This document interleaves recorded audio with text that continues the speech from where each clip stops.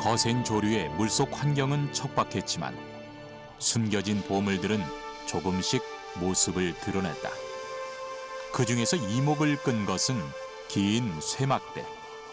침몰된 배에서 떨어진 잔해로 보기엔 남다른 형태. 이것은 무엇일까? 오랜 시간 수장돼 표면엔 녹과 폐류 껍질이 뒤덮여 쉽게 그 정체를 드러내지 않던 이것은 조선의 총통이었다.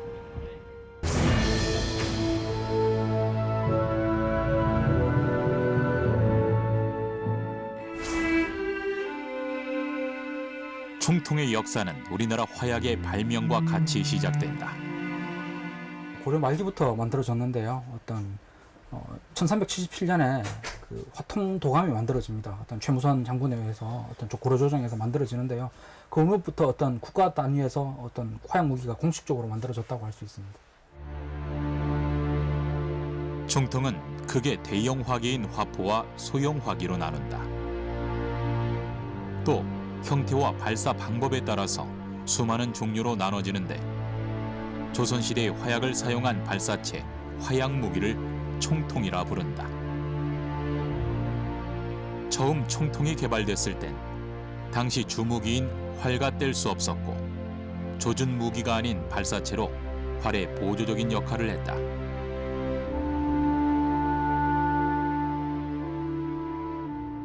처음에는 대나무 마디처럼 일정한 그 분사형의 그 총통을 만들어서 그 속에 화약을 집어넣고 화약이 그 약실에서 폭파하는 힘에 의해서 앞으로 투사해주는, 밀어내주는 그런 역할을 생각을 했었어요. 그 조선이나 고려의 주무기가 편전인데 이 편전을 총통 안에 넣어서 화약의 분출물에 의해서 투사를 시키는 것이 총통의 처음 시작이었습니다.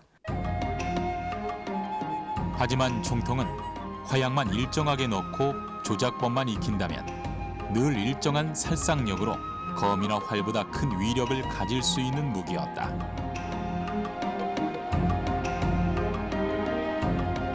이런 장점을 알고 총통 개발에 적극 매진한 이가 바로 세종이었다. 우리나라에서 화기 발달이 가장 발달했던 시기가 바로 세종연간이에요. 그러니까 세종하면 문화군주라고 얘기를 하잖아요. 그러니까 백성들이 어떻게 하면 잘 먹고 잘 사고 그 백성들을 지켜내기 위해서는 강한 군대가 필요로 한 거죠. 결국엔 그 강한 군대를 위해서는 무기가 필요로 했던 것이죠. 그래서 국가적인 사업으로서 화기 제조, 개발을 추진을 하게 돼요. 세종이 무기 개발에 매진한 이유는 조선 초 위로는 여진, 아래로 왜군의 침략이 빈번했기 때문이었다. 조선의 무기는 인명 살상용보단 진지를 구축하기 위한 방어무기였다. 세종은 권례에 별도의 치소를 두고 화기 기술자들을 데려와 무기를 제작하기도 했는데 이를 수시로 점검하고 감독할 만큼 아주 열성적이었다.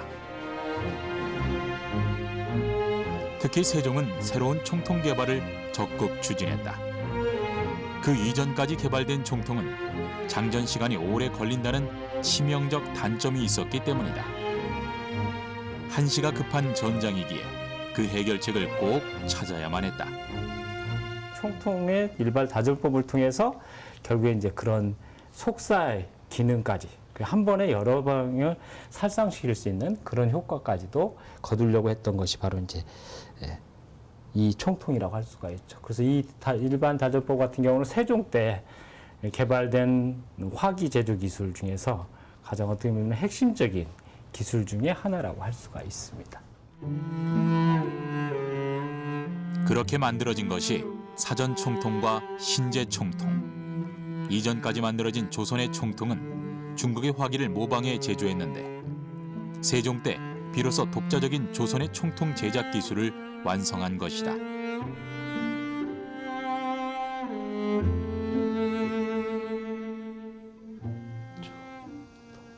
이것은 사전 총통이라는 거고요.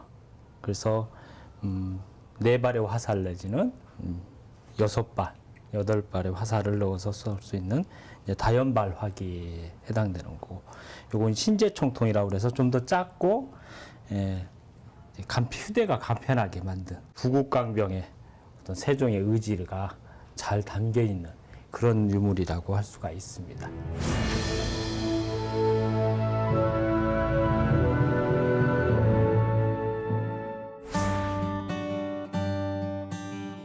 세종 이후에도 조선의 총통 개발은 계속 진행됐다.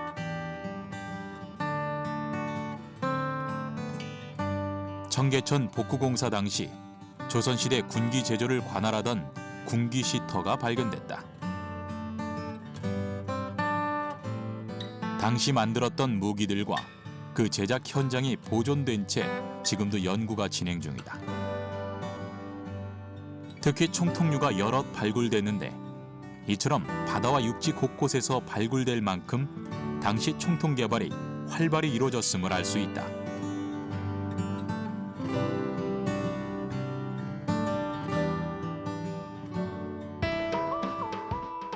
세종 때인 조선 전기 총통은 크게 천자문의 첫음을 따 천자, 지자, 현자, 황자 총통으로 분류했다. 조선 중기엔 더 많은 총통이 개발됐는데 전반적으로 크기가 더 커진 것을 알 수 있다.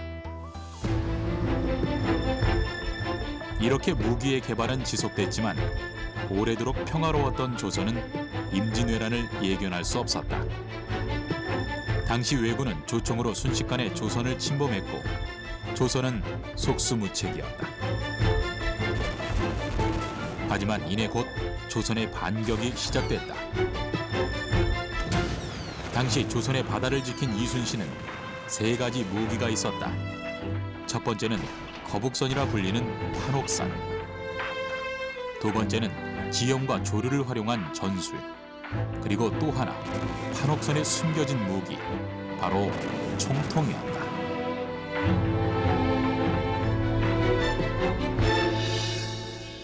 전선의 판옥선은 주로 이제 많이 장비됐던 것이 이제 그 대형 화포, 우리 일반적으로 알고 있는 천자 총통이라든지 시자 총통 같은 대형 화포들을 이제 장착을 할 수 있게 되어 있고, 천자 총통 같은 경우는 이제 사정거리가 900보, 한 보가 이제 오늘날로 치면 한 1.2m 정도 되거든요. 그럼 한 1000m 정도 날아갈 수 있게 됩니다.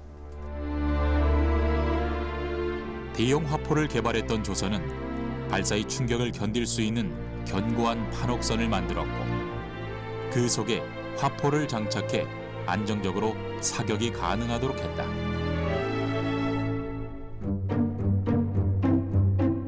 임진왜란 이후 조선은 조총의 도입과 함께 소형 총통 개발에 더욱더 힘썼는데 이때 개발된 것은 주로 길이 50cm, 구경 30mm 미만의 소총이 개발됐다.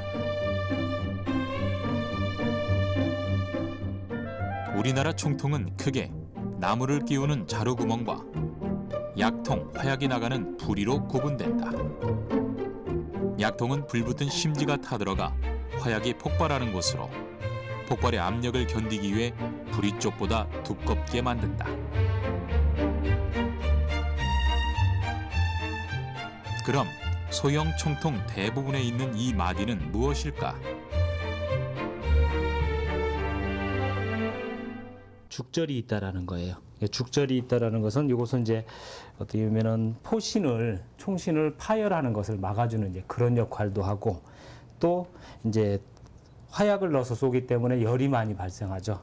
쏘고 난 다음에 이제 포신에 달아올랐을 때 그 열을 식혀주는 냉각핀 역할도 한다라고 할 수가 있죠. 소형 총통의 개발은 전술의 변화도 가져오게 되는데 말을 타고 활을 쏘던 기병 위주에서 보병 위주의 전술이 서서히 나타난다. 사실 임진왜란이 일어나기 10년 전쯤부터 조선의 총통은 이미 널리 사용되는데 특히 선조 때 이순신 군영에서 개발한 승자 총통은 소형 총통의 대표 주자로 지금의 개인 소총의 기원이 됐다. 조선은 이 신무기의 이름부터 특별하게 지었다. 대개 총통의 이름은 그 천자문에 나오는 천지, 현, 황 이런 이름을 따서 총통의 이름을 부르기 마련인데 승자 총통만은 이 천자문에 없는 글자입니다. 그리고 군에서 좋아하는 승리, 또 이길 승 이렇게 해서 승자총통이라고 이름을 붙였는데요. 승자총통은 1570년 전라도와 경상도 감사를 지낸 김지에 의해 개발됐다. 이는 여진족 정벌전에 사용되면서 상당한 효과를 거두었던 것으로 기록돼 있다.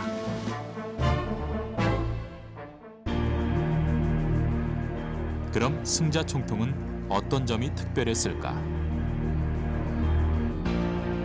먼저 형태는 기존 총통과 비슷하게 통신과 약실, 손잡이의 세 부분으로 구분되고 여러 마디의 죽절이 있다. 그런데 다른 총통에 비해 몸통인 포신이 조금 더 길다. 이것은 어떤 역할을 할까? 승자총통의 경우에도 어떤 손으로 들고 쓸 수 있는 비교하자면 총에 상당하는 무기였습니다. 조선 전기의 어떤 그 홍자총통이나 어떤 주자총통 이런 총통에 비하면 총구의 길이가 깁니다. 이 총통의 이 전체 길이가 길면은 그 명중률이 향상이 되죠. 또 다른 특징은 죽절이다. 승자총통은 간격과 두께가 다른 6개 이상의 죽절이 총통을 감싸고 있다. 이것은 장전물과 성능에 영향을 주는 것이었다. 총통을 장전할 땐 제일 안쪽에 화약, 경목, 그리고 화살의 순으로 채운다.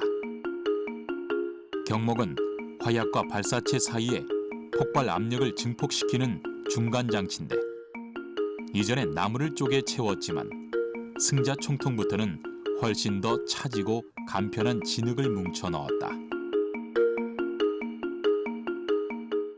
굉장히 바쁘고 진지한 아주 그 전쟁을 수행할 때는 경목을 찾느라고 굉장히 혼나는 그런 것을 그 경험을 토대 삼아서 이제는 경목을 끼우지 않고 땅에 있는 진흙, 찰흙으로 이 경목을 대신하는 그런 역할을 하는 것이 바로 토격형 총통인데 이 승자 총통이 바로 토격형 총통이 되겠습니다. 조선 중기 이후 승자 총통은 대표적인 무기로 보편화되는데 이유는 그 성분과 주조법에 있었다. 당시 총통들은 대부분 철과 구리로 만들었다. 승자 총통도 마찬가지였지만 차이는 그 배합에 있었다. 승자총통의 주성분은 구리 합금입니다. 그래서 구리, 주석, 납이 합금이 되고요. 그 함량은 한 구리를 94, 주석을 3, 그리고 납을 3 정도 섞어서 그렇게 만들었던 것으로 그렇게 분석 결과가 좀 다 밝혀지고 있습니다. 승자 총통의 제작 방법은 청동을 이용해서 형틀에 부어 굳히는 주조법이었다. 거푸집을 만들어 구리 합금 용탕을 붓고 굳힌 후에 식으면 분리시켜 완성하는 것이다. 이는 주로 소형 총통에 이용됐는데 당시 가장 보편화된 제조법이었다. 주조라는 것은 대량 생산 체계에 가장 적합한 기술이기도 하고요. 또 한 가지는 주조에 할 경우에 굉장히 규격화할 수 있는 더 장점이 있습니다. 이렇게 강한 화력과 대량 생산으로 승자 총통의 보급은 계속 늘어났고 이는 조선 후기까지 대표적인 무기로 남겨져 있다.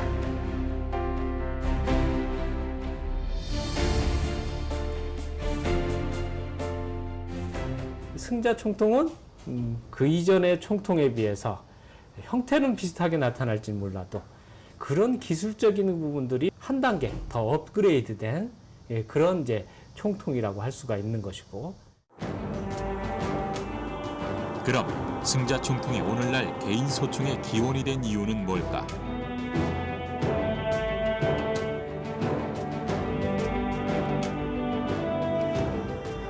화력은 훨씬 막강하지만 조선 초기의 다른 총통과 마찬가지로 승자 총통도 처음에는 화살을 장전했다.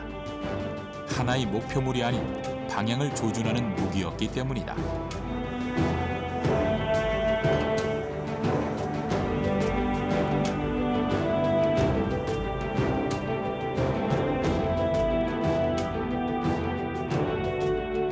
파괴력이 아주 대단했었고요. 그래서 이제 이 목표물은 우리가 아무래도 이것이 산발형으로 날아가는 것이기 때문에 활의 그 관역을 향해서 한번 쏘아보았는데 3발은 관역에 맞았고 2발은 숲속으로 빠져나갔습니다. 그만큼 이제 산발형의 총탄이었다 하는 것을 볼 수가 있습니다. 화력이 입증된 후 화살이 아닌 탄환을 장전했는데 승자 총통은 화살에서 탄환으로 장전물이 바뀌는 최초이자 유일한 총통이었다.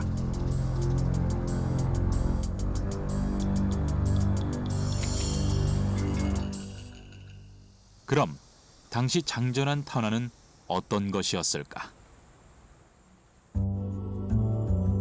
양평군의 한 묘역에서 출토된 이 승자 총통은 장전이 된 채로 발견됐다. 지금은 총통과 분리해 보관하고 있는데 장전물을 살펴보니 흙과 화약 그리고 납으로 만든 탄환인 납환이 들어있었다.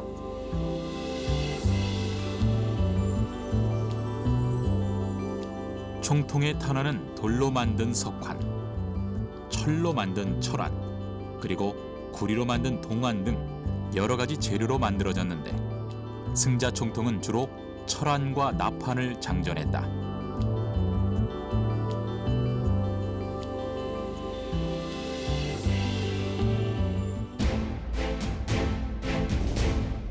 기록으로는 승자 총통 한 자루엔 철환이 15개가 들어가는데 이는 한 번 장전에 15발을 동시에 쏠 수 있다는 것이다.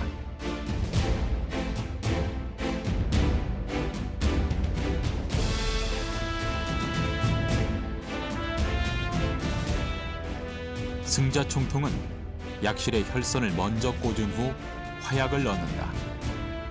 그리고 진흙을 다져 넣은 후 여러 개의 탄환을 넣고 이 둥근 탄환이 흐르지 않도록 다시 진흙을 다져 넣는다. 장전된 승자 총통의 혈선에 불을 붙이며 혈선이 타들어가 약실에 있는 화약을 폭파시키는데 이 힘으로 발사된 탄환은 당시 최대 700m까지 날아갔다고 한다. 승자 총통은 기존에 일단은 총통에 비해서 사거리가 훨씬 더 길어졌죠. 부상을 입히든 죽이든 살상할 수 있는 그 사거리가 150m 이상이 돼요.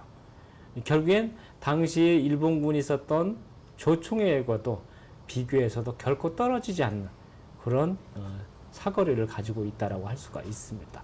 그리고 이제 탄환을 쓰기 때문에 기존의 화살을 쏘는 데와는 훨씬 더 간편하고 운용하는 데도 훨씬 더 용이했다라고 할 수가 있는 거죠.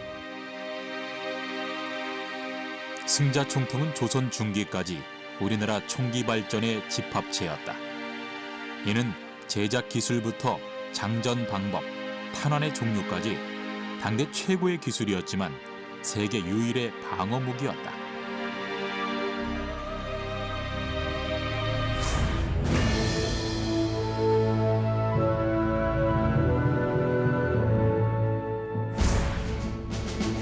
이 그림은 1580년 여진족이 식량을 약탈하기 위해 쳐들어온 미탄계의 난을 그린 기록화다.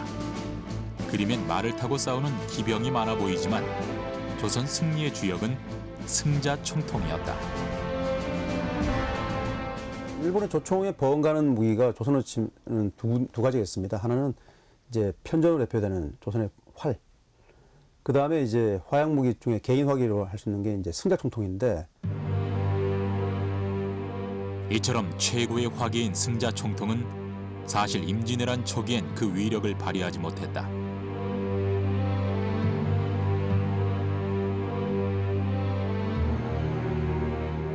승자 총통이 쇠퇴하게 된 원인 중에 하나가 그 빨리 발사가 가능한 조총이 등장하기 때문입니다. 승자 총통은 움직이는 물체를 향하여 쏠 수가 없습니다. 왜냐하면은 예를 들어서 만약에 새 한 마리를 조준을 해서 승자 총통을 겨누어서 사격을 하려고 하면 혈선은 계속 타들어가고 새는 제 마음대로 움직이게 됩니다.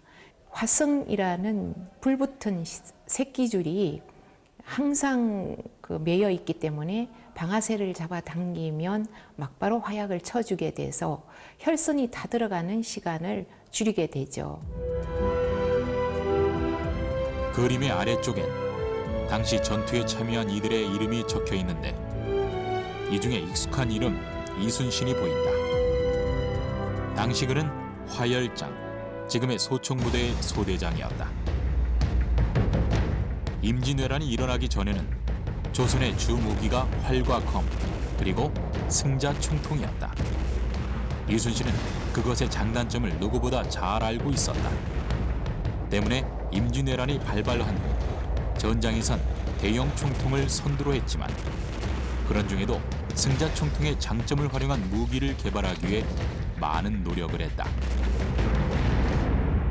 이때 당시에 사용한 총이 바로 승자 총통이기 때문에 승자 총통으로서 소대장을 한 그런 경험을 가진 장수라는 것을 우리가 쉽게 생각할 수가 있겠습니다. 그리고 이제 나중에 임진왜란 때에는 물론 이 승자 총통의 그 승자 계열의 총통을 많이 변형해서 사용하게 되고요. 급기야는 이제 소승자 총통처럼 승자 총통과 조총의 장점을 따서 이렇게 만들었던 그런 그 전력도 있다고 봅니다. 승자 총통은 계속해서 개량되고 발전하게 되는데 지금까지 확인된 바론 총구수와 크기에 따라 총 8가지가 전해지고 있다.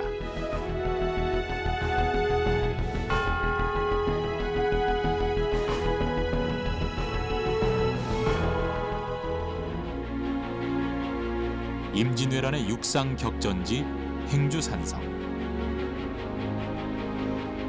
행주치마 일화로 알려진 이곳은 사실 살구나무 행, 골주자로 살구나무 마을이 있었던 곳이다. 그 이름과 달리 지금은 임진왜란에 치열했던 전장으로 기억되는 곳이기도 하다. 한 하루 동안 해뜰녘부터 시작해서 해질녘까지 전쟁을 진행하면서 9개의 부대로 나뉘어서 계속 진격을 해왔기 때문에 당시 이곳에 주둔하던 우리 군사는 2,300여 명. 3만의 대군을 몰고 온 왜군의 무기는 조총이었다.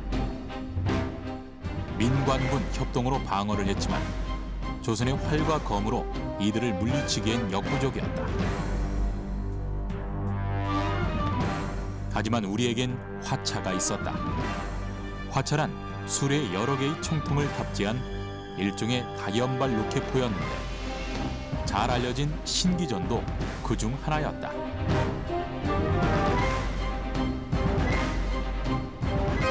화차는 크게 두 종류로 나눌 수 있는데요.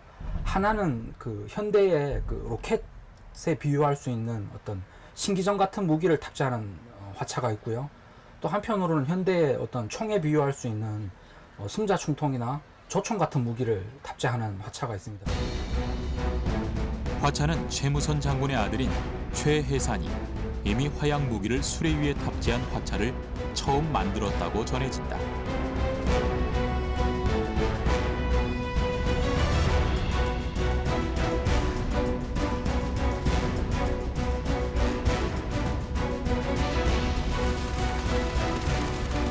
총통과 마찬가지로 화차도 화살인 신기전을 꽂아 발사하는 신기전 화차부터 시작됐다. 신기전이라고 부르는 게 사실은 화살 자체만 신기전이라고 불러요. 총통 신기전 또는 총통 화차 이렇게 부르는 거는 이제 총통이 신기전 안에 50개가 들어가서 그 안에 이제 각 총통마다 4개의 화살이 장전된다고 하니까 한 번 발사할 때마다 200발 정도가 발사되는 그런 총통 신기전이 행주산성에서 쓰여졌다고 합니다. 신기전 화차 이후 총통에 탄환을 넣어 발사하는 총통 화차가 개발됐다.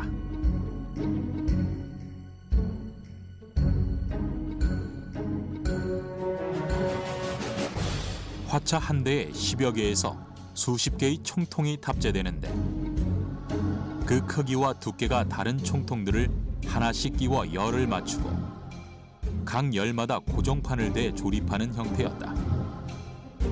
이는 화살에 비해 살상력과 파괴력을 월등히 높이는 또 하나의 신무기였다.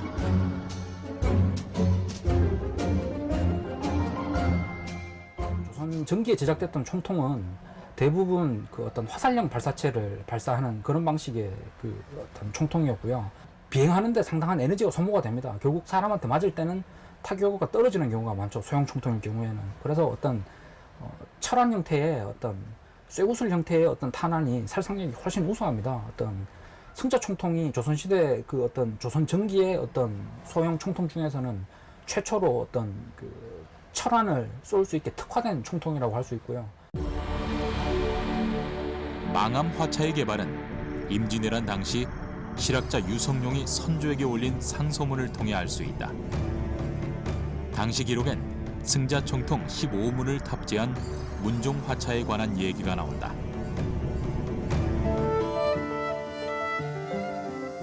유성룡은 문종 화차를 개발해 실험한 결과 상당한 효과가 있다는 것을 확인한 후 총통을 더 많이 탑재한 화차의 개발을 건의한 것이다.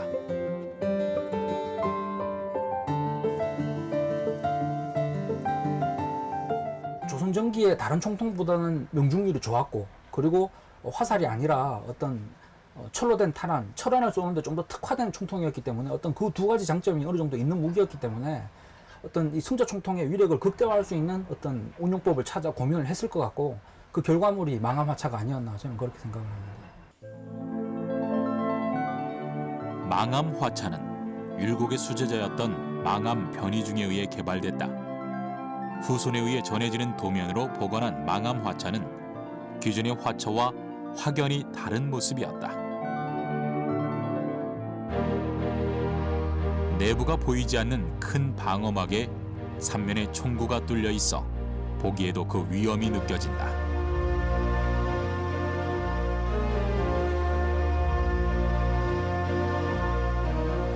화차란 걸 알 수 있는 부분은 우선 바퀴로 이동이 가능하고 방어벽 안쪽으로 총통이 탑재돼 있다는 것이다.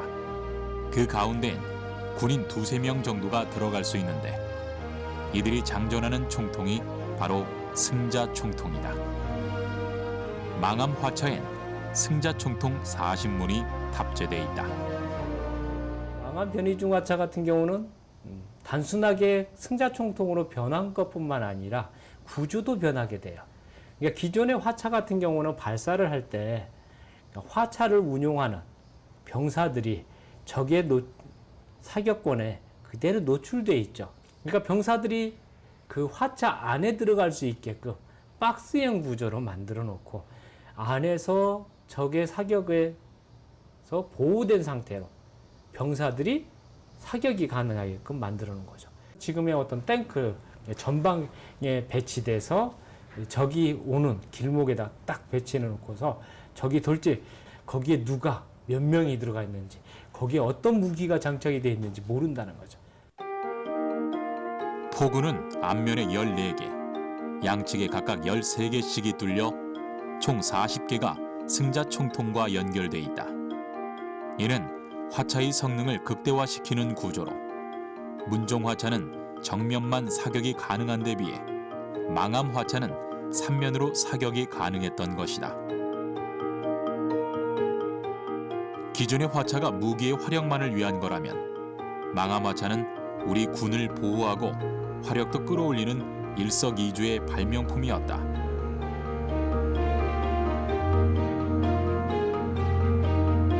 전근대 전투에서는 현대 전투와 달리 이렇게 상계에서 싸운 게 아니라 진영을 형성해서 싸우는 어떤 밀집 전투 진영을 형성해서 싸우기 때문에 어떤 그런 적을 상대로 동시에 어떤 압도적인 화력을 퍼부을 수 있다. 그래서 마치 그 현대 기관총과 비교할 수 있는 어떤 그런 장점이 있다고 할 수 있죠. 조총을 들고 산 아래에서 기세 등등하게 진격해오던 왜군은 엄청난 포화에 놀라 후퇴할 수밖에 없었다.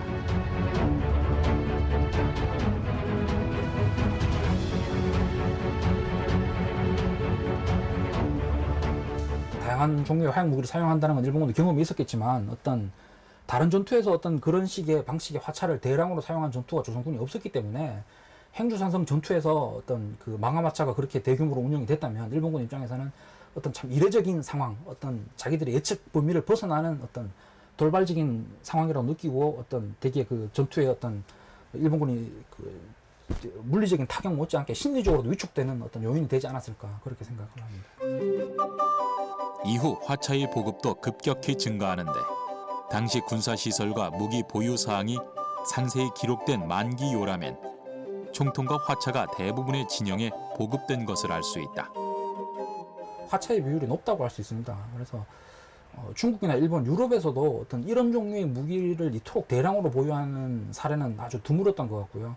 심지어 조선 후기에 되면은 1800년대 초반에 어떤 또 다른 자료를 보면은 그 화차만으로 어떤 진영을 형성하는 화차 첩진을 구성해서 어떤 그런 진영이 만들어질 정도로 화차에 대한 어떤 조선의 기대, 관심이 아주 높아집니다. 화차는 동양은 물론 서양에도 비슷한 형태로 존재하고 있었다.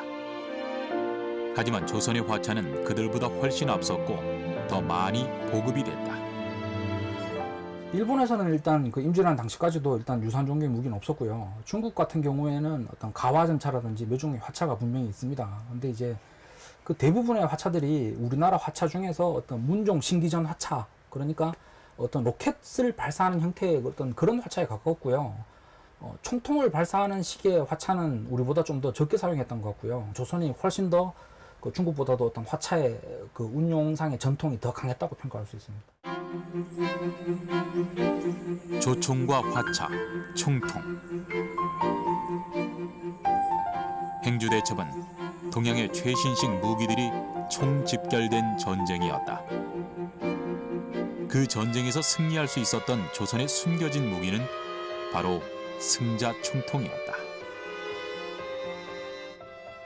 이 임진왜란 이전에는 그야말로 우리나라의 화기 기술이 병장기의 그 기술이 일본에 못지 않았습니다. 그런데 그 일본이 이제 그 유신을 하면서 소위 그 서구에서 이 조총이라는 것을 반입을 해가지고 일본군이 우리나라에 왔을 때는 조총으로 무장한 상태였었거든요. 그러게 완전히 상황이 바뀌었죠. 우리는 그때 최신 무기라고 하는 것이 승자총통입니다. 임진왜란은 장수들의 전략과 우리 백성들의 기지, 그리고 16세기 첨단 무기의 실전 경험장이었다.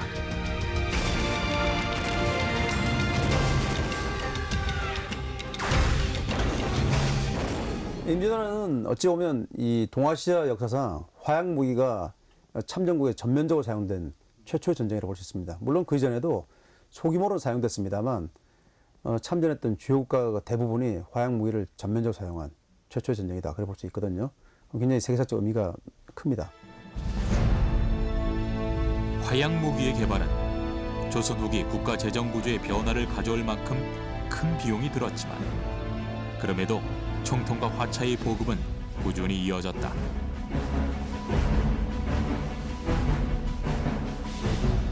국민의 안전을 위해 나라가 준비했던 방어 수단, 그중 하나가 최첨단 무기였기 때문이다.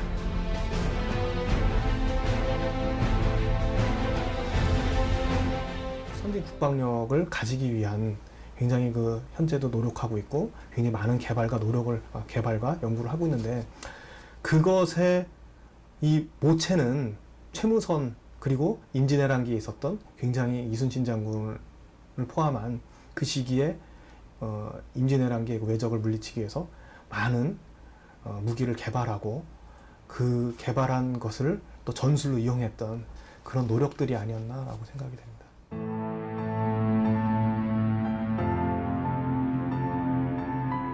끊임없는 외세의 침입에 대항하기 위한 방어 무기.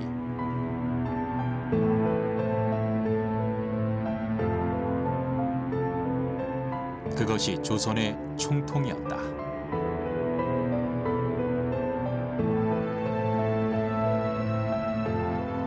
그 당시에 우리 선조들은 어떻게 보면 적의 침입으로부터 익숙하지 않았던 무기를 가지고서 전장에 나가서 싸울 수밖에 없죠.